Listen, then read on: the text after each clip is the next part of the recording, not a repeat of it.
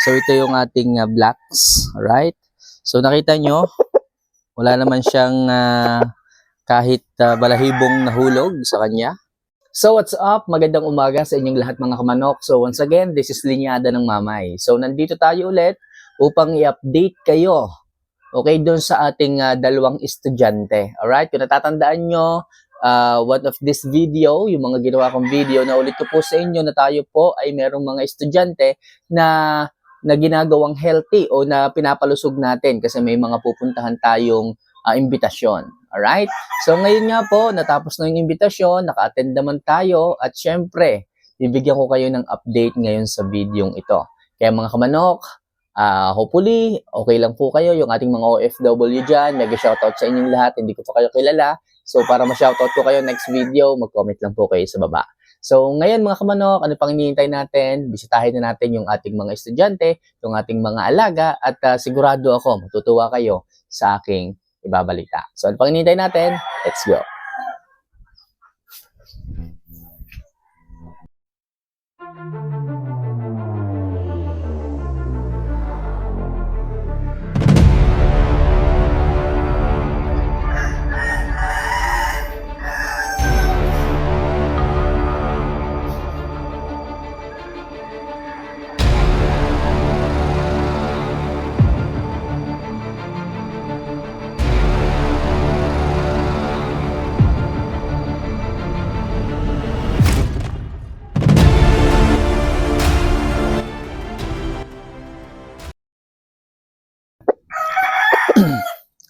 So, ayun mga kamanok, ito nga pala yung ating isa sa ating mga estudyante.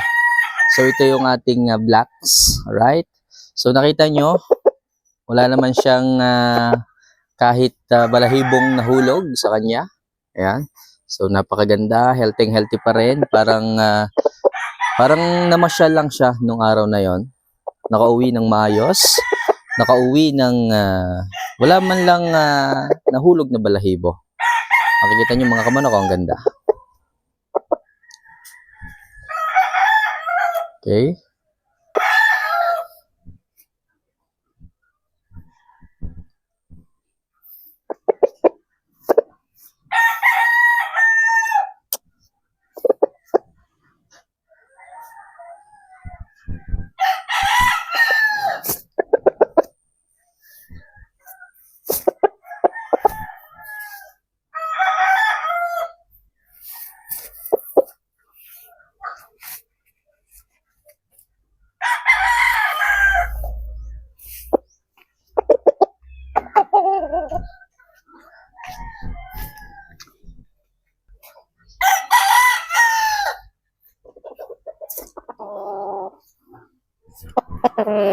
So ito naman mga kamanok, bala ko sana na ito naman sana yung ipapasyal natin. Kaso naisip ko, masyado pa siyang bata. So hihinugin muna natin siya sa pagkakataong ito. Siguro mga ilang buwan pa bago siya makasama sa pamamasyal.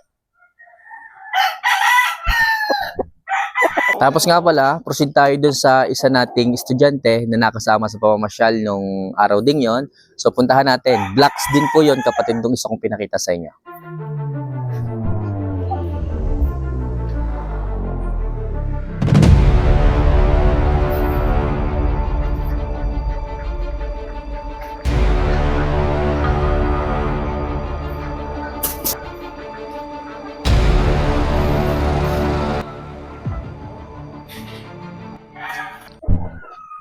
So ito nga pala yung mga kamanok. Ito yung isang kapatid nung nakita nyo kanina. So meron siyang nakuhang tela. Ayan, kulay puting tela. Nakalagay sa kanyang paa.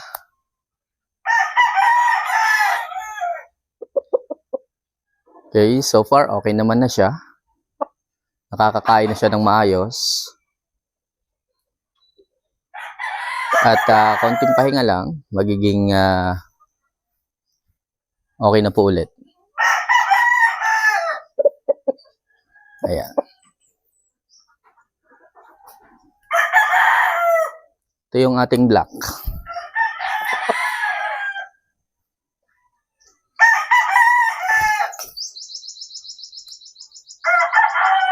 Alright? So, next time, this coming February 13, meron ulit tayong pupuntahang pasyalan. So, meron tayong isasama yung ating mga hiraw, yung ating mga grays doon, yun ang ating isasama. So, hopefully, maging masaya rin sila. So, puntahan natin, papakita ko sa inyo yung ating mga gray.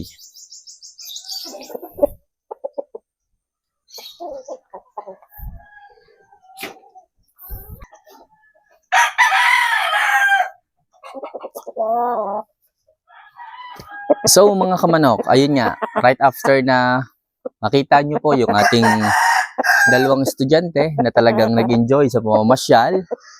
Yung isa, hindi man lang na-stress. Yung isa, nagkaroon naman ng konting, alam mo yun, na-shopping na tela sa kanyang paa. Anyway, so ito po mga kamanok, yung ating susunod na isasama sa ating pag-shopping, sa ating papasyalan sa susunod na pagkakataon. So, February 13 po. Okay, February 13, atin po siyang ipapasyal. Kasama yung isa niyang kapatid. Alright? So, ito po ay, ang linyada po nito ay blacks. May blacks din po ito, kaya po medyo dark yung kulay. Tapos, over dome po ito. Dome over black. Ayan. So, magandang manok. Magandang size. Healthy po. Okay? So, ito po mga kamanok yung yung dating pumangit, kung inyo pong susubaybayan sa ating mga vlogs.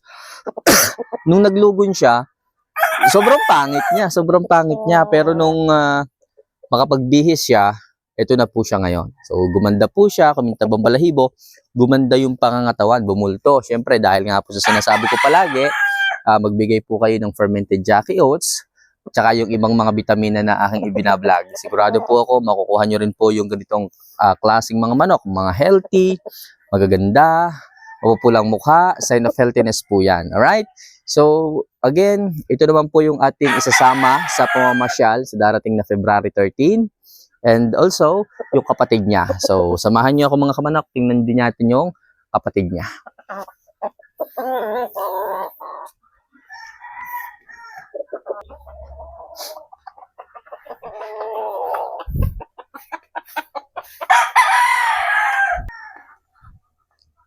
Alright? So mga kamanok, ito po yung kapatid ng ating isang gray. So sila pong dalawa, yung ating isasama sa pamamasyal sa darating na February 13. So maganda po ito. Yung size, hindi naman po ganun kaliitan, hindi naman po ganun kalakihan. Pero ang mahalaga, maganda yung balahibo, healthy yung manok, mapula yung muka. Okay? So mabilis mag-ubos ng pagkain. So, yun po yung mahalaga. Hindi po natin kailangan ng sobrang popoging mga manok. Basta po healthy yung manok, magana kumain. At meron po siyang, sabihin na natin, meron po siyang linyada na talagang nagtatagumpay. So, yun lang mga kamanok. Sa February 13, magsama-sama po tayo. Punta po tayo sa isang pasyalan. At sana, okay, kasama ulit natin sila sa ating pag-uwi at pagbalik. So, yun lang po mga kamanok.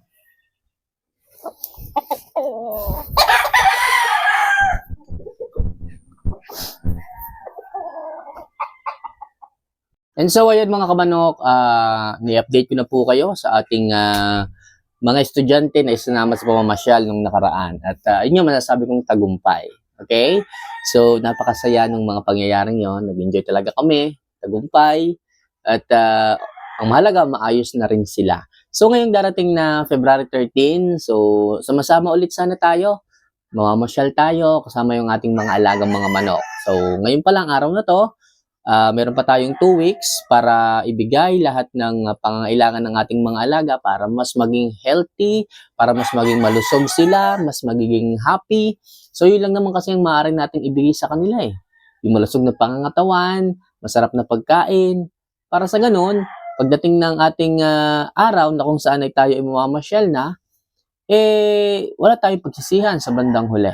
Kaya mga kamanok, sa mga nagbi-breed, sa mga kamanok natin dyan na nag-aalaga ng mga manok, so alagaan lang natin ng maayos, enjoyin lang natin yung bawat proseso, and advice ko rin na maging open tayo sa lahat ng mga ideas, sa lahat ng mga bagay.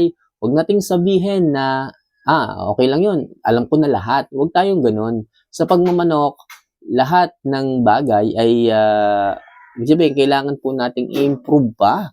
Huwag tayong tumigil o huminto sa pagtuklas ng bawat kaalaman pagdating sa sa larangan na ito, sa pagmamanok. So, sadyang po pwede itong makapagpahaba ng buhay, po pwede itong makatulong sa bawat isa na maging masaya, mabuhay ng masaya. Kung kayo man sa inyong buhay ngayon, nag-iisa na lang kayo sa buhay, so pwede po yung mga manok makatulong sa inyo para maging masaya kayo, mas mag-enjoy kayo. Pero wag niyo lang gagawing sugal yung alam niyo, pagmamanok. Gawin niyo na lang na business, gawin niyo lang na hobby, gawin niyo na lang na stress reliever, mas makakatulong po 'yan. Alright? So far, hanggang dito na lang muna siguro. Sana nag-enjoy kayo, yung ating mga OFW diyan. Mega shoutout po sa inyong lahat.